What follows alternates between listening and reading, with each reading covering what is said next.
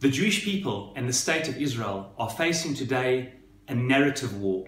What is the true story of the return of the Jewish people as a sovereign presence to the land of Israel for the first time in 2,000 years? There are many who say that we are colonialists, imperialists, from foreigners who have come to take the land of others. So much so, in an act of deception, sophistry and chicanery, the UNESCO is claiming of all places in the world, Jerusalem and Hebron, the two cities that the Jewish people have the deepest and longest connection, almost of any people in the entire world, to a particular place, as if we don't have any historic connection to this place and we are foreign intruders. How do we deal with this challenge that we're embroiled in, of telling the true story about the Jewish connection to the land of Israel? Amazingly, we have to look at historic perspective. It gives so much perspective and context when we understand that every time the Jewish people have returned to Israel, be it now, be it in the second temple, the first temple, when we came out of Egypt, there has been exactly the same claim of those who wish to delegitimize our presence. One example, in this week's Haftara of this week's Parasha, Chukat. It is in the 11th chapter of the book of Judges. Yiftach HaGiladi, the leader of the tribes of Israel at the time, is approached by the king of Ammon. And he says to him, Yiftach, the land of Gilad that you have, he says, Ki lakach Yisrael et artzi. You took my land. It is my land. And he gives him the borders. I mean, when you came out of Egypt, he says, Mi Arnon v'ad Yabok v'ad Yarden, from these three rivers, this land in between these three rivers, these specific borders, you stole from me.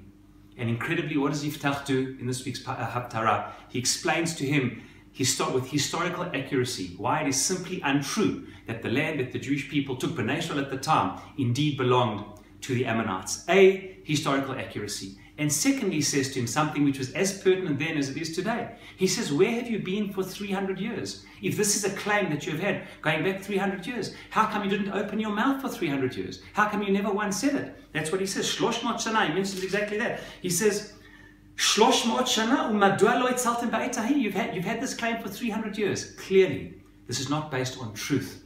It is based on political expediency and what suits you at the time.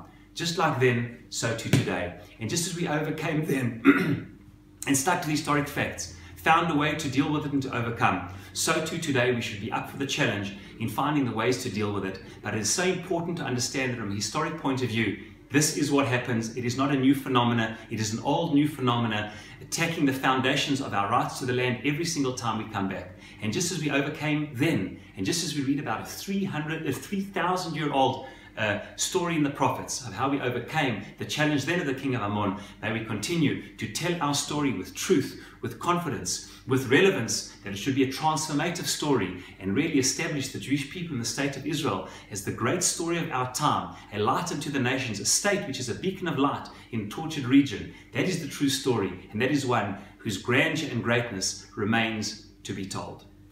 Shabbat Shalom.